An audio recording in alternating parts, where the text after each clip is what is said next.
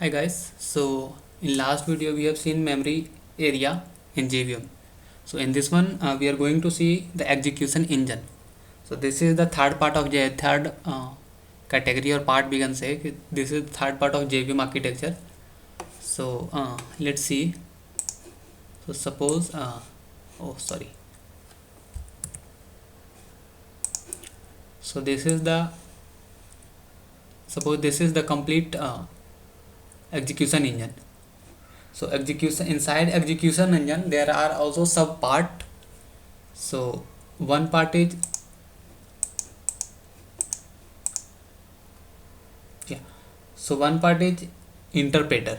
Whenever code will come here, firstly it will come to interpreter.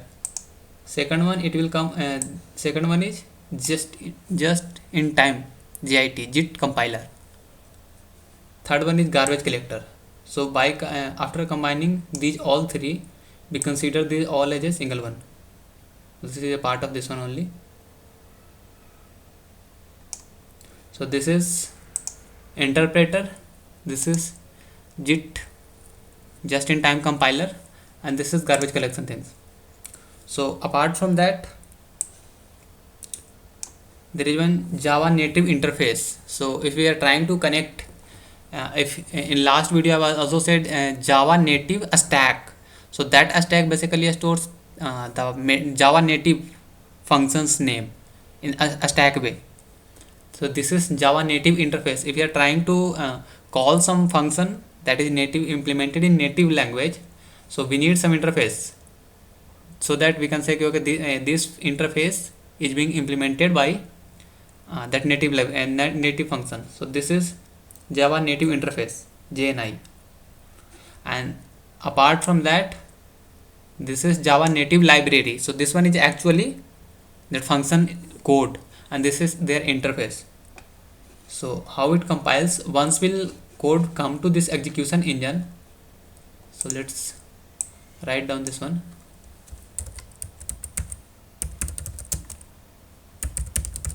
So this is execution engine complete. So in execution engine part, this one is interpreter. So I hope you aware about this interpreter, what interpreter does.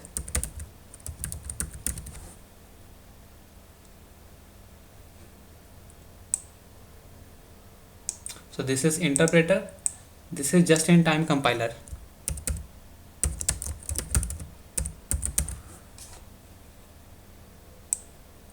So this is just in time compiler, and this is garbage collection.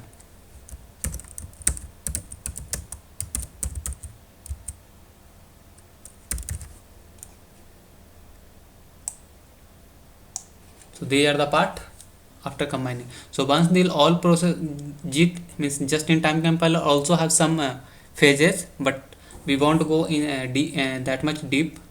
So once this all will be completed, garbage collection, you know how garbage collection works in Java. If you are not aware, we'll see later. So once this process will completed, this basically this one can communicate with this Java native interface, and Java native interface also Java native interface can communicate with Java native library.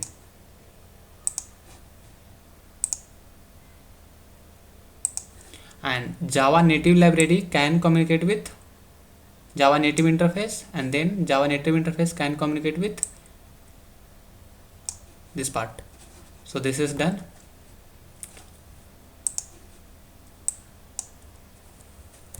JNI.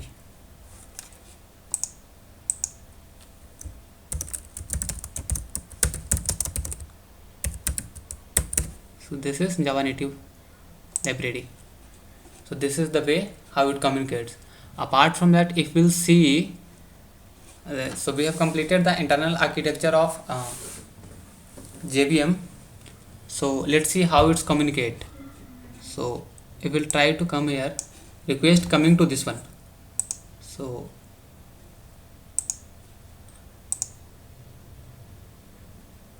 once this memory area will be completed, it can communicate with this guy, and this guy also can communicate with opposite one, and this one memory area can also communicate directly with Jni.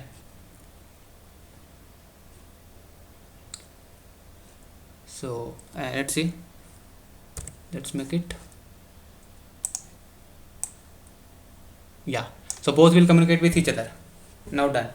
So now just see whole part of JVM architecture. So I will, this is the whole part of JVM architecture.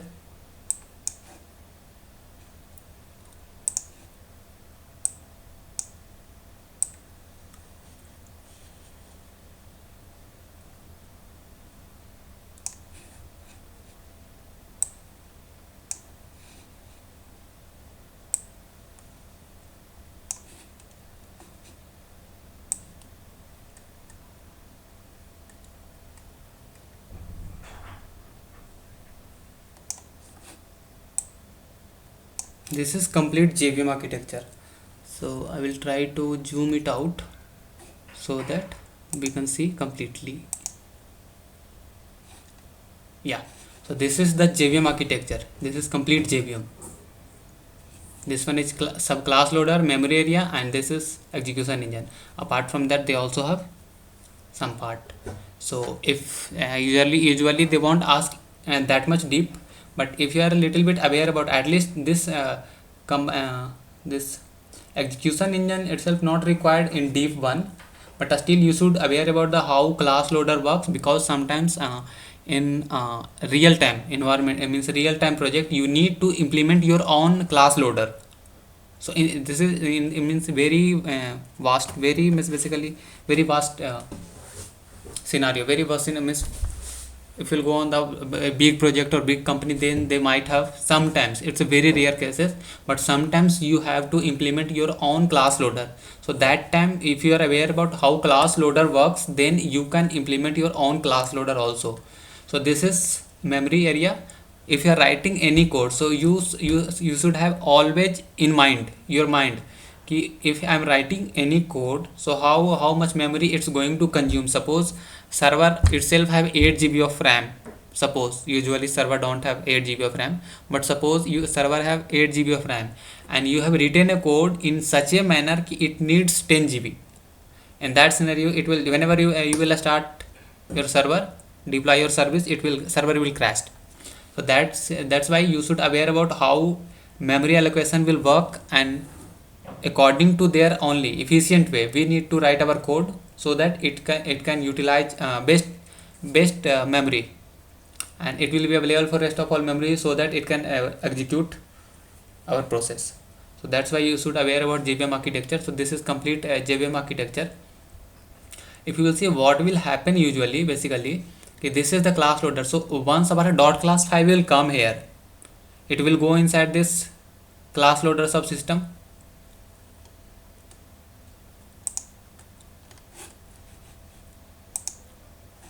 So class loader subsystem first, then it will go to loading also a part of bootstrap extension class loader, and then app loader. So according to priority, firstly this bootstrap loader will give first priority, then second priority, then third priority. Even we are trying to load file from this one also, firstly it will ask for this to load. If file is not found, then it will ask this extension class loader to load. If file is not found, this one, then it will ask to class path to load the file. Even this file also, this one also not able to find the file, it will throw error. Next one will come to this one, verify, prepare, and resolve. So verify will basically verify our class file, whatever we are trying to load, that will be verified. They are like which version of compiler is being used to compile this file, and if whatever symbols that is class file have written, that is proper or not. So this one is verify, and this is prepare. Prepare basically class level variable will get initialized with default value, and this is resolved. So all the symbolic structure, usually memory assigned, that is in symbolic way, it's not the actual memory, it's a symbolic way. So all the symbolic structure will get their actual memory. In initialization, all the variables will get actual value for that one. So once class loader will complete, it will come to the method area. So in method area, all the class level data will be stored, like class a static field, a static field, a static variable, whatever we have written, that will be loaded. In heap area, all object level data, object as well as object level data will be loaded in the heap one. So I have explained about that. Inside heap only there is one string constant pool. So this is the heap area. Each thread that is running in our project, each thread will have their a stack. So that a stack help that thread to manage the sequence of method calling or variable everything. So this each thread will have their separate stack, and that stack will be inside a stack area. Each thread will have their own PC register counter. So this PC register counter will tell thread ki currently which statement is being executed. Native method scat, basically it will tell ki whatever native method we are going to call, that is written in the C, so that will occupy memory in this location.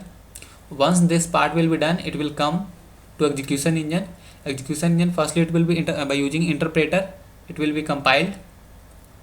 Then this compiler will compile that code. If garbage collection is required, then that will be collected. Garbage collection is done. It will, if it's needed in native library, then it will communicate via Java native interface to Java native library, and this everything will be done. So this is the,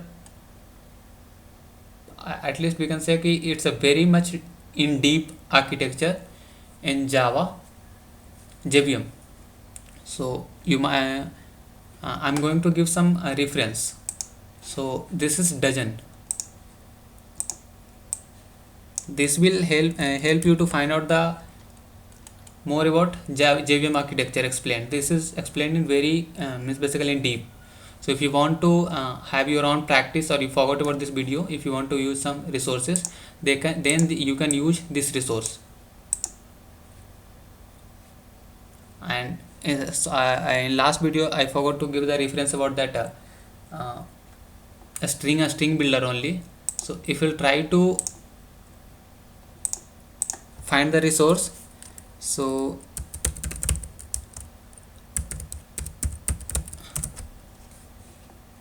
usually you will find this one, but if in fresher level, if you want to have some theoretical knowledge, you can go with this one also, but I will say you to go with this Geeks for Geeks. So this will give you practice as well as theoretical knowledge both. It will have code also if you want to use. If you can practice yourself, and apart from that also, this will help you to find clear your doubts if you have. So what are the functions, everything, it will be available here. So these are the resource for a string builder or a string buffer, all three, and this is the JVM architecture. So I hope this is clear to you. In next video we'll see some next topic. Thank you guys.